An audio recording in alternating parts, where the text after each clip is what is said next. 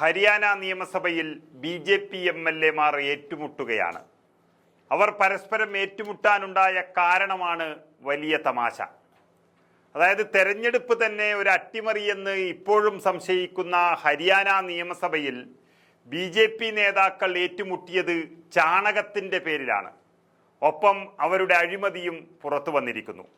അതായത് ഹരിയാനയിലെ സഫീദാൻ മണ്ഡലത്തിലെ BJP MLA-ആയ രാംകുമാർ ഗൗതം പന്തയം വെച്ചതിന് ശേഷം 10 കിലോ ചാണകം തിന്നു എന്നായിരുന്നു BJP നേതാവും സഹകരണ മന്ത്രി കൂടിയായ അരവിന്ദ് ശർമ്മ സഭയിൽ വെളിപ്പെടുത്തിയത്.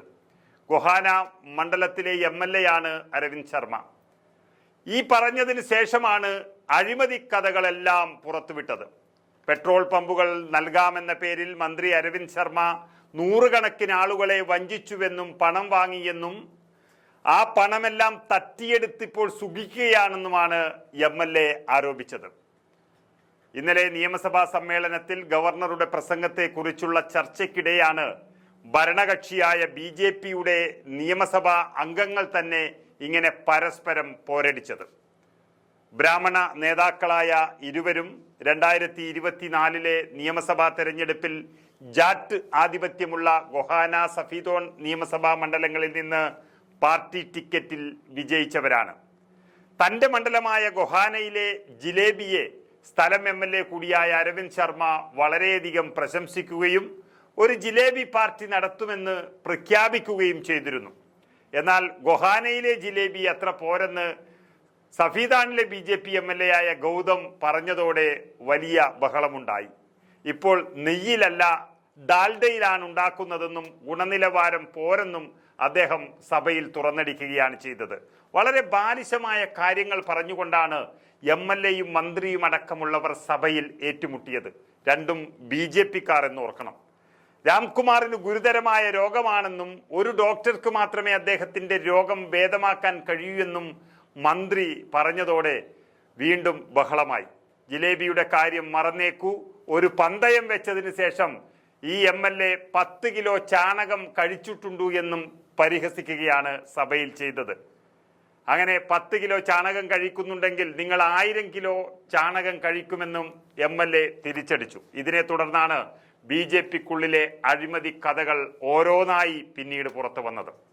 അങ്ങനെയാണ് പെട്രോൾ പമ്പുകൾ നൽകാമെന്ന പേരിൽ മന്ത്രി അരവിന്ദ് ശർമ്മ നൂറുകണക്കിന് ആളുകളെ പണം വാങ്ങി വഞ്ചിച്ചുവെന്നും പണമെല്ലാം തട്ടിയെടുത്ത് അദ്ദേഹം സ്വന്തമാക്കിയെന്നും MLA പറയുന്നത്. ഒരു MLA, BJP-യുടെ MLA സഭയിൽ വെച്ച് അതേ BJP-യുടെ മന്ത്രിയെക്കുറിച്ച് ഇത്രയും വലിയൊരു അഴിമതി ആരോപണം ഉന്നയിച്ചത് വെറുതെയല്ല. BJP 2 തട്ടിലാണ് ഹരിയാനയിൽ നിൽക്കുന്നത്.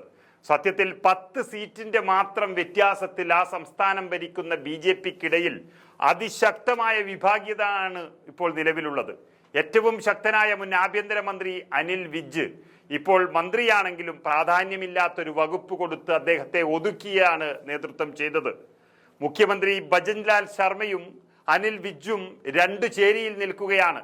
ഒരു 5 or 6 MLA-മാർ മറുകണ്ഠം ചാടിയാൽ ഹരിയാനയിലെ ഭരണം പോകും എന്ന് പറയുമ്പോൾ ഇപ്പോൾ നടന്ന ഈ ചാണക സ്റ്റണ്ടും വലിയൊരു ആശങ്കയാണ് ഹരിയാന BJP-യിൽ ഉണ്ടാക്കിയിരിക്കുന്നത്.